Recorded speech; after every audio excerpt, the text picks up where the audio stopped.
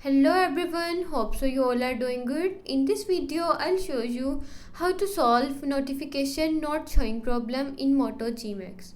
Before starting the video, don't forget to subscribe and watch our complete video.